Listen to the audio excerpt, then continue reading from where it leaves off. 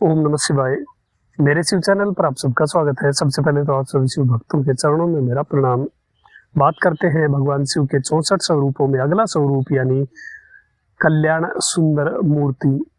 भगवान शिव के अद्भुत 64 स्वरूपों में ये अगला स्वरूप है।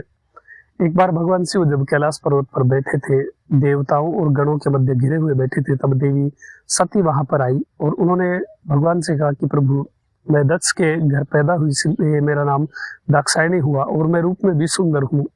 कृपा करके आप भी इस अद्भुत रूप का त्याग करिए और सुंदर रूप धारण करिए। आप अपना नाम भी कुछ सुंदर रखिए। भगवान शिव देवी सती की बात सुन करके मुस्कुराए और उन्होंने कहा कि आपको पुत्री रूप में प्राप्त करने के लिए पर्वतराज हिमालय और उनकी पत्नी तपस्या कर रहे हैं।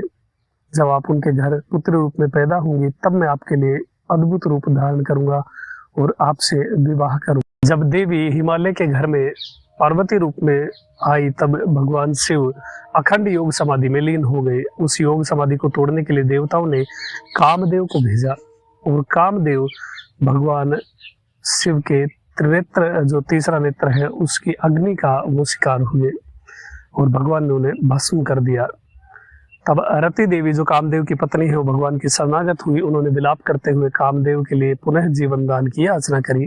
भगवान शिव ने, वो तो करुणामयी है, उन्होंने दया भाव दिखाया और कहा कि तुम अभी प्रतीक्षा करो। तब भगवान शिव के शरण में सभी देवताएं, उन्होंने भगवान से प्रार्थना करी कि वो पार्वती देवी से विवाह करें। इधर माँ भगवती भी पार्वती रूप में भगवान शिव को पाने के लिए तपस्या कर रही।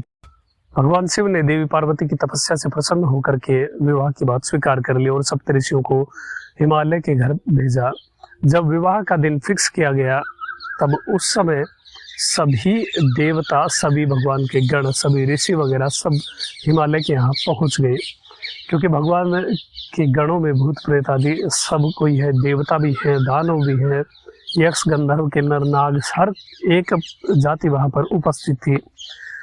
अब सब के सब उत्तर दिशा में स्थित हो गए थे, इसलिए भगवान ने दक्षिण का बैलेंस करने के लिए उस समय, विवाह का जो समय था, उस समय अगस्त ऋषि से दक्षिण की ओर जाने के लिए कहा।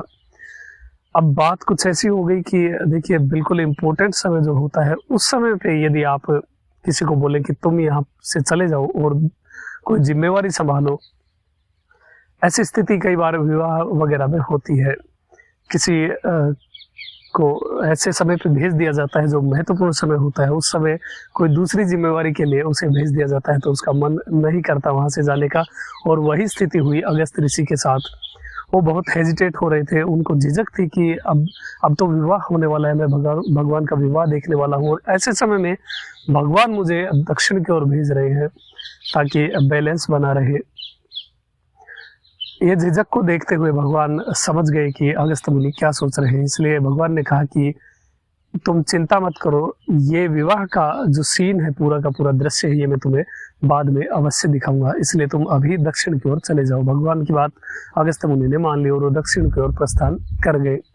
तब विवाह संपन्न हुआ और जो विवाह के समय जो भगवान ने लीला करी थी, वो सर्प ही निकाल करके दे दिया था।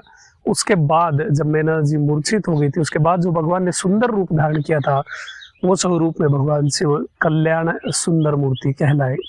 इतना अद्भुत और दिव्य स्वरूप भगवान ने धारण किया था कि ऐसी उपमा या ऐसी तुलना किसी के साथ भी नहीं की जा सकती, जिसे देख करके हिमवान और उनकी पत्नी और जितने भी वहां पर उपस्थित थे उस विवाह में, वो अति प्रसन्न हुए। ऐसा अद्भुत स्वरूप भगवान का पहली बार सभी ने देखा और ये स्वरूप कहलाया कल्याण सुंदर मूर्ति।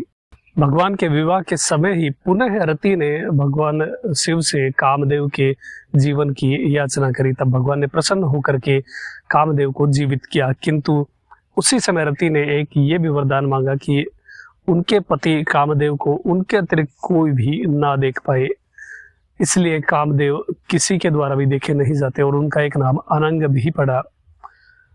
अब ये स्थान उत्तराखंड के त्रियुगी नारायण के रूप में प्रसिद्ध है। यहाँ पर माना जाता है भगवान शिव और देवी पार्वती का विवाह हुआ था। और इस मंदिर की विशेषता यह है कि इसमें अखंड लो आज भी प्रज्वलित है। यहाँ पर एक धूना है, एक जो विवाह मंडप के मध्य जो अग्नि प्रज्वलित की जाती है जो फेरों के लिए, वो आज भी प्रज्वलित है।